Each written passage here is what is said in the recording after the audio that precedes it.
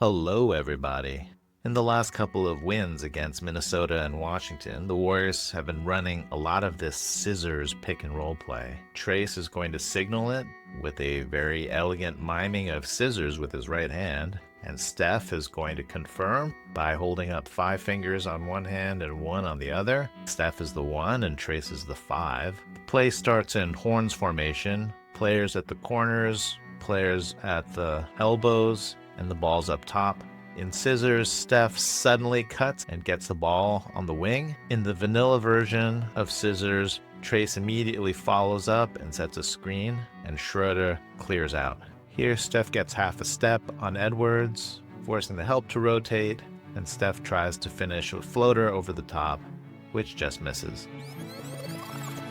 Influential Steph has been with his game and his shooting.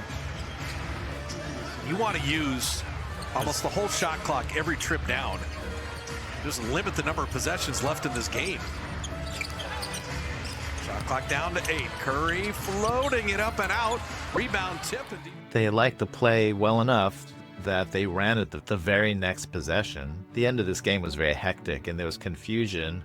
GP2's got hands up wondering what the play is. Trayce Jackson-Davis also wondering what the play is. Kerr on the sideline swivels his hand saying, we're going to run the same play over. Trace holds up his elegant scissors with his right hand to confirm that they're running scissors again. Steph cuts hard to the wing to get the ball. Schroeder clears out. In theory, Trace is the one who should step up and set the screen, but for some reason, he's being guarded by the small Donte DiVincenzo, and it's not so great to set a pick when you're being guarded by small because then DiVincenzo will just switch on to Steph and then there's not a mismatch. So Steve Kerr is frantically miming for GP2 to bring Naz Reid up into the pick and roll. Payton sets his flat screen. Naz Reid now does not want to just switch on to Steph because that'll cause a mismatch. McDaniels is denying. Reid is right up in Steph's face here. GP2 slips the screen and Steph with a sweet little pocket pass to GP2.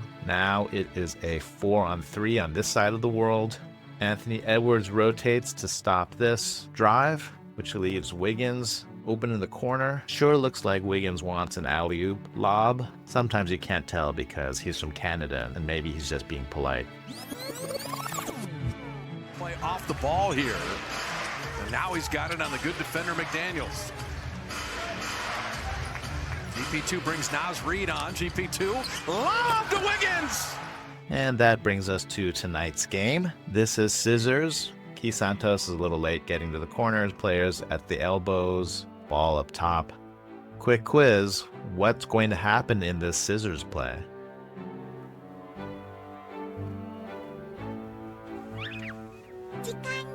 Okay, I hope you said that Steph is going to cut hard and he'll receive the ball on the wing. GP2 is going to clear out and Kevon Looney is going to run up and set a quick screen. Washington guards this like Minnesota. One defender forcing Steph away from the screen. One defender gets right up to close down the sideline drive. So Looney slips the screen and gets the pocket pass. Kispert rotates off of GP2 onto Looney. Looney quickly finds the open man. GP2 could launch this, but that's just what Washington wants him to do. Kispert recovering to GP2, and the rookie Sarr sits way over here in a strong side zone, which is really overkill for GP2. That leaves Kevon open, so GP2 finds Kevon. It's time for a Looney free throw. In Washington, the 1-point lead. GP2 wearing a microphone, as Kalena mentioned, his first playing time. Gary thought about that wing 3. He'll give Looney the mid-range. On this play, the Warriors run what looks like the vanilla scissors play. Horns formation, corners, elbows, ball up top. Schroeder cuts hard to the wing to get the ball. In the vanilla scissors play, Trayce Jackson-Davis would step up to set a screen and Steph would clear out. Coulibaly says, you're not going anywhere. I'm going to hold you and squeeze you and call you George. And Steph says, what? You're hugging me? No, I'm hugging you. And he suddenly starts screening his own man Coulibaly and drives him into Schroeder's man. 2 screens for the price of 1. Trayce Jackson-Davis provides a second staggered screen, so Sarr has to switch on to Schroeder. Schroeder smells barbecued bratwurst, and checks in with the general to say, is it all right for me to roast him? The man has a family. And Steph points back and says, do what you gotta do. That man knew what might happen when he entered the arena. So Schroeder goes to work, treats Sarr as a traffic cone. Trayce Jackson-Davis does something nice. He swivels around and sets a screen on his own defender so that the defender cannot rotate to help on Schroeder's drive. Had 24 against the Warriors in DC. He's got 18 in the first half here. Schroeder all the way to the rim. Against Washington, scissors stagger was working great, so the Warriors kept on running it. Can you see what play Schroeder is signaling with his hands? Horns formation. Steph pops out from the elbow to get the entry pass. Schroeder sneaks up to set the first screen. Trace the second screen. Steph looks like he's going to turn the corner, so Sarr has to step out. After all, no one ever got fired for guarding Steph Curry. So Trayce Jackson-Davis quietly rolls down the middle. Steph lasers a pass to Trayce. Kuzma is late rotating, and Trayce tries to put him in a poster, but gets a foul call instead. So both free throws no good. That is not easy to do, man. Steph's still having an amazing game with the thumb wrapped up. You never know how much that's bothering him, but is never one to make excuses. Trayce, I'll tell you what, he is wound up on some of these hammers. Next play, now for something completely the same. Steph the first screen, Trayce the second screen. This time the Wizards do adjust. Coulibaly follows hard over the top. Sarr is ready to show Trayce rolling down the middle. It seems like he's home free. Kuzma is not going to get burned the same way twice in a row. He's early to rotate to Trace's roll, but he's left his man Andrew Wiggins really open. Dennis Schroeder hits Wiggins, and this is a pretty open three. Over. Gotta cross the timeline before 8 seconds. Have expired off the shot clock. Wiggins!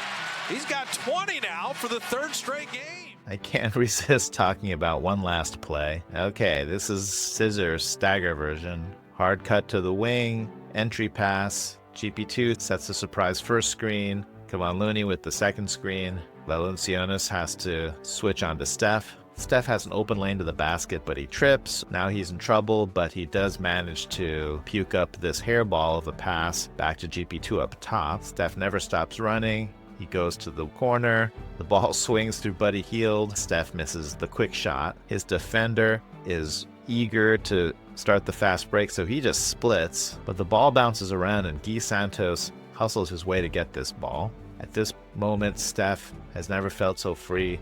He feels the sweet summer breeze under his armpits, even though it's January. And sadly, Santos is looking everywhere but at Steph. And even Dennis Schroeder on the bench here is pointing and screaming.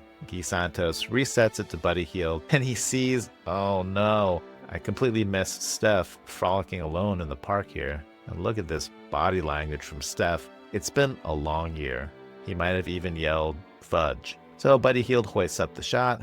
Santos goes up again, and this time he knows that Steph is open in the corner, so he slyly taps the ball out. Really clever. As Coach Kerr talked about, he misses game one. They go 4 out of 5 games winning when he comes back. Like, he was a big part of all that. Tatum, Brown, defending all those guys. Steph got in the lane, still kept the dribble alive, got it back, and then off iron. Santos an opportunity. Buddy Hield straight on three. Santos tipping it out to Steph. Third opportunity. Santos doesn't. Let's wrap up with a celebration audit. Steph is fated to make this shot, and as the ball is at the top of its arc, Steph starts turning around. Steph asks Dennis, how's my shot looking? And it looks good. Quentin Post is the first celebrator up with the European three. He is from the Netherlands. Now, if you've watched my videos, you know there's been a bitter parliamentary debate between the Freeze Party, led by Buddy Hield and Trayce Jackson-Davis, who have adopted Dennis Schroeder's freeze celebration, busting it out here.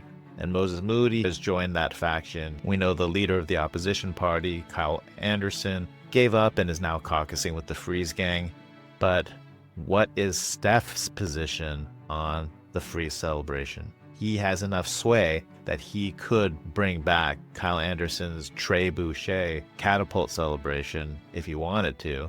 Yes, members of the assembly, Steph is doing the Dennis Schroeder freeze celebration. Folks, he is using the classic original recipe, imaginary badge, underhand, yelling freeze, Miami Vice. We documented this in grotesque detail in a previous video. So yes, Steph has joined the freeze gang. Dennis Schroeder has brought us peace and unity in our time. If you enjoyed this video, please like and subscribe. It really helps the channel. And if you didn't enjoy this video, I promise I'll do better next time.